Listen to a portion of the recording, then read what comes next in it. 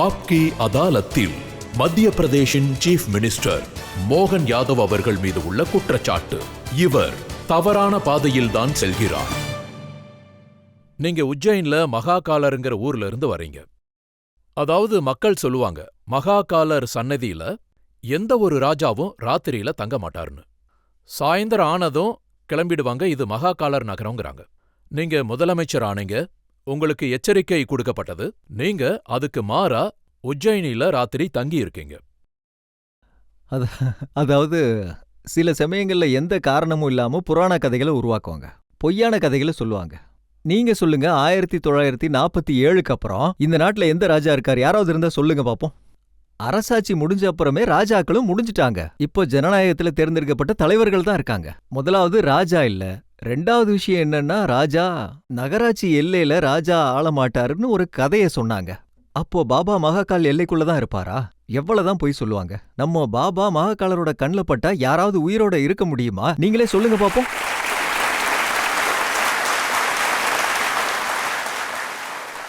கடைசி விஷயம், நம்ம கும்பிடுற இறைவன் நம்ம பெற்றோர்களுக்கு சமம். அவரு நமக்கு வாழ்நாள் முழுவதையும் சந்தோஷத்தையும் ஆயுளையும் கொடுப்பாரு. அவர் எப்படி நம்ம உயிரை எடுப்பாரு? கடவுள் தயவுல நம்மளோட ஆயுள் காலம் முடிஞ்சதுன்னா உலகத்துல இருக்கிற எந்த சக்தியாலையும் காப்பாற்ற முடியாது. அதே மாதிரி கடவுளோட ஆசீர்வாதம் இருந்ததுன்னா யாரும் எதுவும் பண்ண முடியாது. அது நமக்கு பெருமை. இதுதான் சனாதன கலாச்சாரம். நீங்க காலங்காத்தால எழுந்திருக்கும் போது மத்தவங்க எழுந்திரிச்சதும் வாட்ஸ்அப் மெசேஜ் பார்ப்பாங்க. சில பேர் சோஷியல் மீடியால என்ன வந்திருக்குன்னு பார்ப்பாங்க.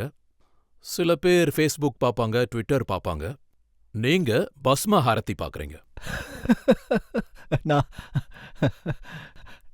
நான் பாபா மகாகாலரோட பக்தன்.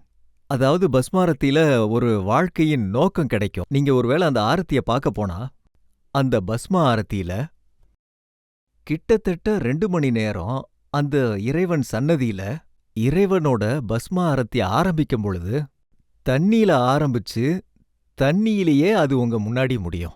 அதாவது பிறப்பிலிருந்து இறப்பு வர பஸ்ம ஆரத்தியில நாம பார்க்க முடியும்.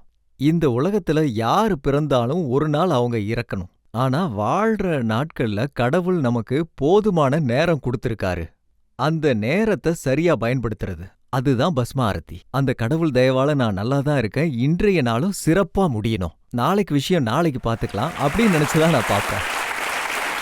அதே மாதிரி நீங்க இந்த காலத்து மக்கள் கிட்ட சொல்றீங்க, ஒருவேளை நீங்க நேரம் பார்க்கறதா இருந்தா உஜ்ஜைன் கடிகாரத்தை பாருங்கன்னு சொல்றீங்க, விக்ரமாதித்யா கடிகாரத்தை பாருங்க, இந்த ஜிஎம்டி எல்லாம் ஒண்ணுமே இல்லைன்னு சொல்றீங்க. அதாவது இது காலத்தின் நகரம், அதாவது மகாகாலனி நகரம். மகாகாலனி நகரம்னாலே நேரத்தின் நகரம். நான் இதை கொஞ்சம் சயின்டிஃபிக்கா சொல்லணும்னு நினைக்கிறேன். அதாவது பாத்தீங்கன்னா 300 வருஷத்துக்கு முன்னாடி ஸ்டாண்டர்ட் டைம் இந்தியாவின் நேரத்தை தான் சொல்லுவாங்க. உஜ்ஜைன்னா உஜ்ஜைன் இல்ல, உஜ்ஜைன்றது முழு இந்தியாவின் பிரதிபலிப்பு. ஸோ நம்மளோட ஸ்டாண்டர்ட் டைம் உஜ்ஜைன்ல இருந்து தான் வந்தது. இதை 300 வருஷங்களுக்கு முன்னாடி 50 வருஷம் வரைக்கும் உலக நேரத்தை பிரான்சின் தலைநகரமான பாரிஸ்ல இருந்து தான் சொல்லிக்கிட்டு இருந்தாங்க. அதுக்கப்புறம் 250 வருஷத்துக்கு முன்னாடி பிரிட்டிஷ் கைப்பற்றினப்போ கிரீன்விச் ஸ்டாண்டர்ட் டைம்னு மாத்தினாங்க. இந்த கிரீன்விச் அடிப்படையில ராத்திரி 12 மணி ஆனோன்னா டைம் மாறணும். இது எதுவுமே சயின்டிஃபிக் கிடையாது. இது அவங்களோட அதிகாரத்தை உலகம் பூரா நிலைநாட்டுறதுக்காக அவங்க அமைச்ச ஒரு அளவுகோல். அவங்க தான் அந்த ஸ்டாண்டர்ட் டைமை முடிவு பண்ணாங்க. அதாவது பாத்தீங்கன்னா சுதந்திரம் கிடைச்சதுக்கு அப்புறம் இந்த மாதிரி பல விஷயங்களை நாம விவாதிக்கணும், சிந்தனை செய்யணும், எல்லா விஷயங்களும் வெளியே வரணும். இந்த விஷயத்துல எனக்கு என்ன ரொம்ப பெருமைக்குரிய விஷயம்னா, நம்மளோட ஐஐடி இண்டோர், அப்புறம் விக்ரம் யூனிவர்சிட்டி உஜ்ஜைன், அப்புறம் மற்ற ஸ்டேட்டை சேர்ந்த சில ஸ்டூடெண்ட்ஸ், அதாவது நம்ம மாநிலத்தை நம்ம நாட்டை சேர்ந்தவங்க மட்டும் இல்ல, பல அண்டைய நாடு மக்களின் நம்பிக்கை என்னன்னா, இந்த கிரீன்விச் டைமுக்கு பதிலா இந்தியன் ஸ்டாண்டர்ட் டைம் தான் வரணும். அந்த ஆராய்ச்சியில தான் இருக்காங்க. இன்னைக்கு இல்லைனாலும் என்னைக்காவது கண்டிப்பா வரும். மோகன் சார், இப்பெல்லாம் எல்லாரோட கையிலயும் மொபைல் இருக்கு. உலகத்துல எந்த மூலையில இருந்தும் யாரு எப்ப வேணாலும் டைம் பார்க்கலாம். ஆனா சூரியன் எப்ப வேணாலும் அப்ப வெளியே வர மாட்டார்ல, அதையும் அதுல சொல்லணும். இதுவும் தெரியும், இந்த நேரத்துல சூரியன் உதிச்சிருக்கா, சந்திரன் பிரகாசிச்சிருக்கா, எல்லாமே நம்ம முன்னாடி இருக்கு. அதுல வித்தியாசம் இருக்கு. ராத்திரி 12 மணிக்கு யாராவது தினசரி வேலையை ஸ்டார்ட் பண்ணுவாங்களா? நீங்க சொல்லுங்க, நம்மள யாராவது ராத்திரி 12 மணிக்கு வேலையை பல பேர் தொடங்குவோமா? 12 மணிக்கு தான் தொடங்குவாங்க. அது வேற வழி இல்ல. நான் அதை மறுக்கல, நான் அதை எதிர்க்கவும் இல்ல. ஆனா நான் எதிர்க்கல, என் கருத்தையும் சொல்லணும்ல. என்ன மாதிரி இன்னும் நிறைய பேர் இருக்காங்க. சூரிய உதயத்தோட தான் நம்மளோட நாள் மாறணும்னு அவங்க நம்புறாங்க. இன்னைக்கு இல்லனா நாளைக்கு கொண்டாடுவாங்க. இதுல என்ன பிரச்சனை இருக்கு? நம்ம கலாச்சாரத்துல சர்வே பபத்து சுக்கினக்கா, எல்லாரும் சந்தோஷமா இருக்காங்க. ஆனா இதுவும் உண்மைதான். இந்தியாவோட மரியாதை மதிப்புகளை நிலைநாட்ட மீண்டும் நம்ம அந்த பார்வையை கொடுக்கணும். நீங்க எப்பவும் மகாகாலரை பத்தி பேசுறீங்க, சக்திய பத்தி பேசுறீங்க, இறைவனை பத்தி பேசுறீங்க. ஆனா இப்போ மக்கள் பார்த்தாங்க, அதே மகாகாலரின் இடத்துல புயல் வந்துச்சு. இறைவனோட சிலைகள் தரமட்டமாயிடுச்சு. பாபா மகாகாலரின் மகாலோகத்துல ஆரம்ப காலத்துல சிலைகள் அமைக்கப்பட்ட போது சொல்லப்போனா அது கல்லாலான சிலைகள் கிடையாது. நேரக்குறைவு இருந்ததுனால, அதாவது பிளாஸ்டிக் மாதிரி சிலைகளை உருவாக்குனாங்க, பிளாஸ்டிக்ல பண்ணாங்க. ஆனா அது ஒரு மாடல் மாதிரி தயாரிக்கப்பட்டது. சிவபெருமானின் குடும்பம் இப்படிதான் இருக்கும்னு. பாபா மகாகாலரோட சேர்த்து விநாயக பெருமானோட கதைகள் வரணும், அப்புறம் பார்வதி அம்மனோடது வரணும், கார்த்திகேயனோடது வரணும். இறைவன் சிவனுக்கு 2 திருமணம் நடந்திருக்கு. முதலாவது சக்தி தேவி கூட, 2வது பார்வதி கூட. அதனால கடவுள் சிவனோட குடும்பத்தை காட்டுறதுக்காக எல்லா சிலைகளையும் வைத்து மகாகாலோட சன்னதி திறக்கப்பட்டது. ஆனா இதுவும் உண்மைதான். நம்ம கோயில்கள்ல எப்போ சிலைகள் வைக்கப்பட்டாலும் அது கல் சிலையோ இல்ல உலோக சிலையா தான் இருக்கும். அந்த நேரத்துல கடுமையான புயல் வந்தது. சில நேரங்கள்ல பெரிய நிலநடுக்கம் ஏற்படும். அப்போ என்ன வேணாலும் நடக்கும். ஆனா பெருமைப்பட வேண்டிய விஷயம் என்னன்னா, நாம எல்லா சிலைகளையும் மாத்தி கல் சிலைகள் செய்யறதுக்கு முயற்சி பண்றோம். இனி அந்த பிரச்சனையே வராது, எல்லாம் நல்லபடியா நடக்கும். நீங்க மத்திய பிரதேசத்தை பத்தி பல விஷயங்கள் சொல்றீங்க, நிறைய சர்ச்சை ஏற்படுது. நான் உங்களுக்கு ரீசன்ட் எக்ஸாம்பிள் சொல்றேன். நீங்க சொன்னீங்க, நான் மத்திய பிரதேசத்தை மில்க் கேபிட்டலா மாத்துறேன்னு சொன்னீங்க. பால் நதிகள் ஓடுற மாதிரி பண்றேன்னு சொன்னீங்க. ஆனா காங்கிரஸ் தலைவர்கள் சொல்றாங்க, நீங்க மத்திய பிரதேசத்தை நீங்க மதுமையமா மாத்திட்டீங்கன்னு சொல்றாங்க. நீங்க பெண்களை குடிகாரிகளா மாத்திட்டீங்கன்னு சொல்றாங்க. இந்தியாவிலேயே அதிகமா மத்திய பிரதேஷ் பெண்கள் தான் குடிக்கிறாங்க. இத எந்த காங்கிரஸ் தலைவர் சொன்னாரோ, நான் காங்கிரஸை பத்தி என்ன சொல்ல நினைக்கிறேன்னா, காங்கிரஸ்ல உள்ள பெரிய பெரிய தலைவர்கள் பெண்களை ஐட்டம் தான் கூப்பிடுறாங்க. அதனால தான் காங்கிரஸோட நிலைமை அப்படி ஆச்சு. கண்களே காட்டுது, பெண்கள் யாரும் மது குடிக்கிறது இல்ல. அவங்க ராத்திரி குடிச்சது இறங்காததுனால அவங்க கண்களுக்கு அப்படி தெரியுது.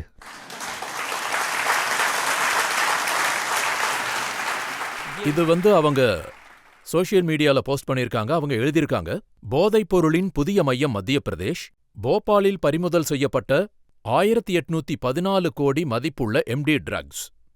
ஜக்தீஷ்பூர்ல போதைப் பொருள் ஃபேக்டரி, 920 கோடி மதிப்புள்ள ட்ரக்ஸ் பறிமுதல். போபாலில் ராஜதானி எக்ஸ்பிரஸில் பிடிக்கப்பட்ட 24 கோடி மதிப்புள்ள வெளிநாட்டு கஞ்சா. என்னை விட அதிகமா நீங்களே சொல்லிட்டீங்க. நாங்க நடவடிக்கை எடுத்ததுனாலதான் உங்க கைகள்ல சிக்குச்சு, நாங்க எடுக்காம இல்லையே.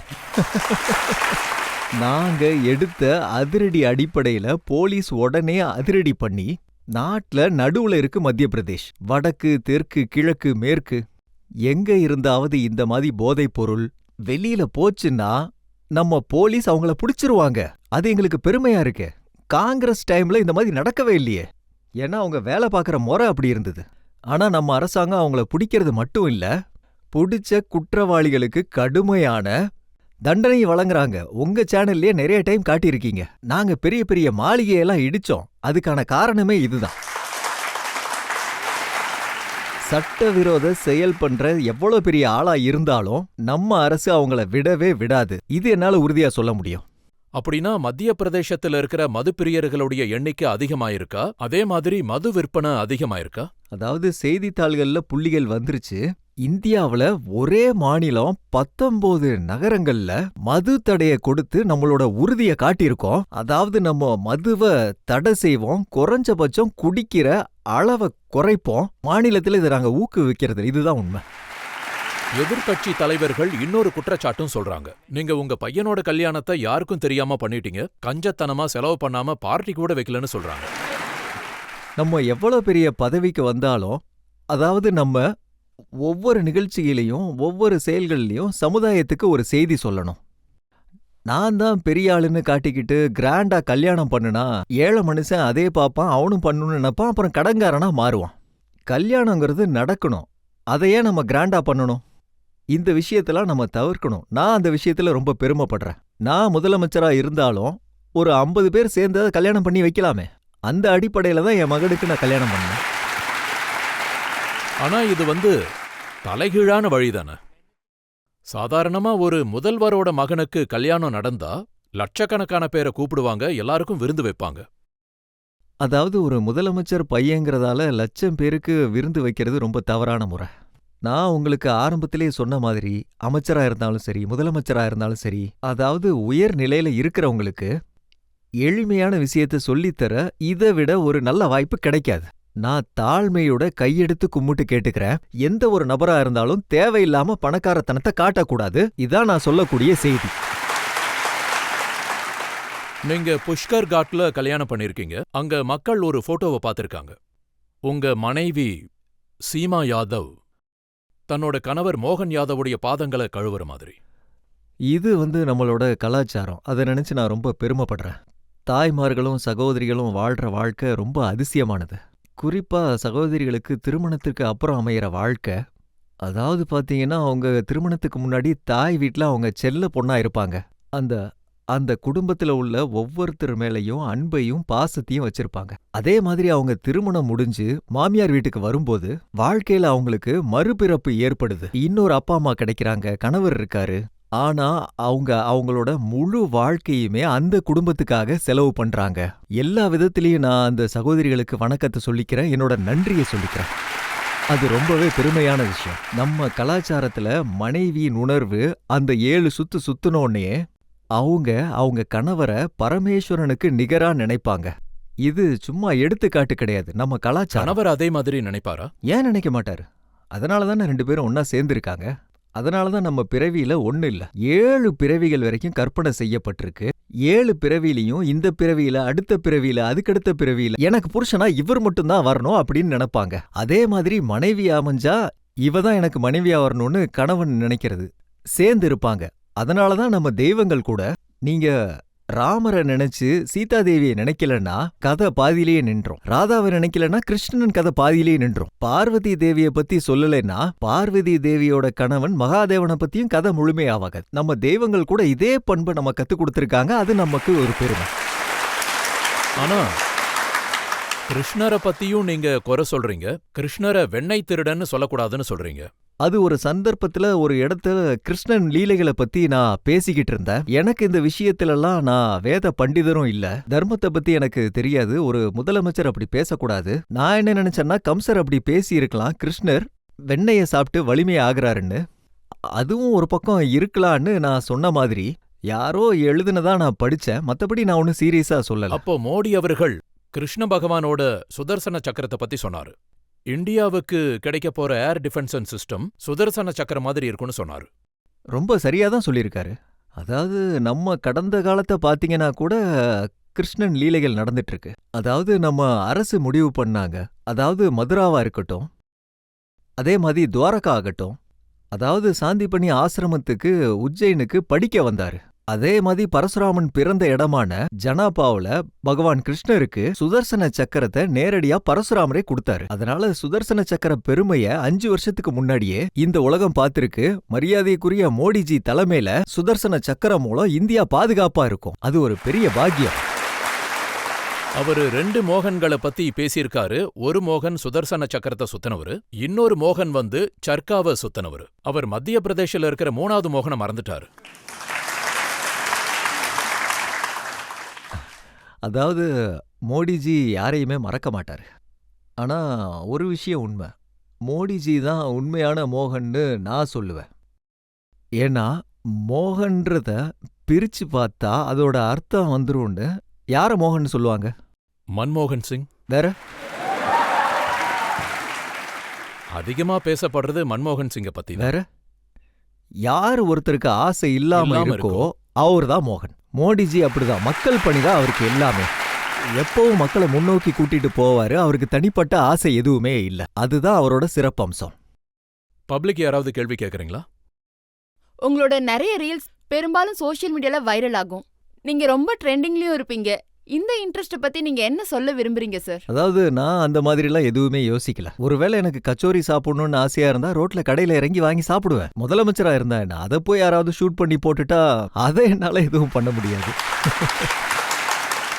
அதாவது என் வாழ்க்கையில அமைச்சரானாலும் முதலமைச்சரானாலும் நான் எந்த வேலை செஞ்சாலும் எப்பவும் என்னோட வாழ்க்கையில நான் ரொம்ப சாதாரணமா இருக்கணும்னு நினைப்பேன். அந்த மனப்பான்மையில தான் இந்த மாதிரி விஷயங்கள் நான் பண்றது வித்தியாசமா இருக்குன்னு பிரபலமாக்கிடுறாங்க. எனக்கு அந்த மாதிரி எந்த ஆசையும் கிடையாது. என்னோட படம் வரணும், என்னோட வீடியோ வரணும், இந்த மாதிரி. அதனாலதான் நான் கேக்குறேன். இப்பெல்லாம் ரீல்ஸ் ரொம்ப பிரபலமா இருக்கு. எல்லா இடத்துலயும் மக்கள் ரீல்ஸ் பண்றாங்க. நீங்க சோளம் சாப்பிடுறது, டீ குடிக்கிறது, பக்கோடா சாப்பிடுறது, இதெல்லாம் ரீல்ஸ்ல பாப்புலர் ஆகுது. நான் ஏற்கனவே சொன்ன மாதிரி என்னோட சந்தோஷத்துக்காக நான் இந்த மாதிரி பண்ணுவேன். ஆனா ரொம்ப எளிமையா இருக்கிற மக்கள் கூட நம்மளோட நேரத்தை செலவழிக்க முடிஞ்சா அது உண்மையிலேயே ரொம்ப சந்தோஷத்தை கொடுக்கும். இப்ப நான் பச்மடியிலிருந்து கிளம்புவேன். நான் அங்கிருந்து கிளம்பும்போது மாம்பழ சீசன் இருக்கும். நம்ம சகோதரிகள் சின்ன சின்ன கூடைகள்ல மாம்பழத்தை வச்சுக்கிட்டு வித்துக்கிட்டு இருப்பாங்க. அப்போ நான் இறங்கி மாம்பழத்தை வாங்கி அங்க சாப்பிடுவேன். அவங்க குழந்தைங்க கூட இருந்தா பசங்களை கண்டிப்பா ஸ்கூலுக்கு அனுப்புங்கன்னு சொல்லுவேன். இந்த மாதிரி பண்றதெல்லாம் எனக்கு ரொம்ப பிடிக்கும். அந்த உணர்வெல்லாம் எனக்கு ரொம்ப பிடிக்கும். அதிகமா பேசப்பட்ட விஷயம் என்னன்னு பாத்தீங்கன்னா, ஒரு முஸ்லிம் பெண்ணோட குழந்தைய நீங்க தூக்கிக்கிறீங்க, அவங்க உங்கள செல்ஃபி எடுக்கிறாங்க. இதை நான் மக்களுக்கு காட்டணும்னு நினைக்கிறேன். காட்டுங்க. அதுக்கப்புறம் உங்க ரியாக்ஷனை பத்தி பேசுறேன்.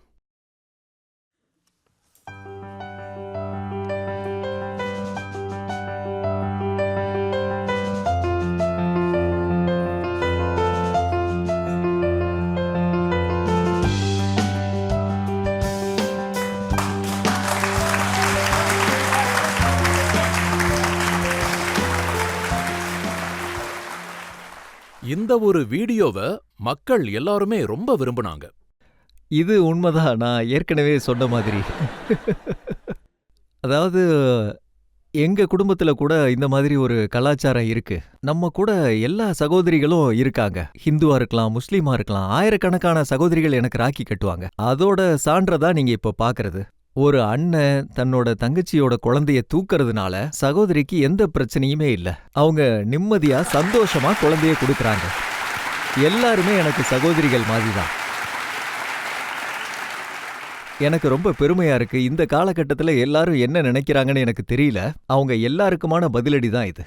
ஒரு மாநில தலைவர் எந்த பாகுபாடும் இல்லாம ஒரு சாதாரண குடிமக்களோட, ஒரு சாதாரண முஸ்லிம் சகோதரி கூட ஒரு அண்ணனோட அன்பு கிடைக்குது. அந்த குழந்தை என்கிட்ட வருது. அவங்களோட கணவரும் கூட இருக்காரு. என்ன தன்னோட மாமாவா நினைக்கலாம். அவரும் அங்க நின்னு பார்த்தாரு.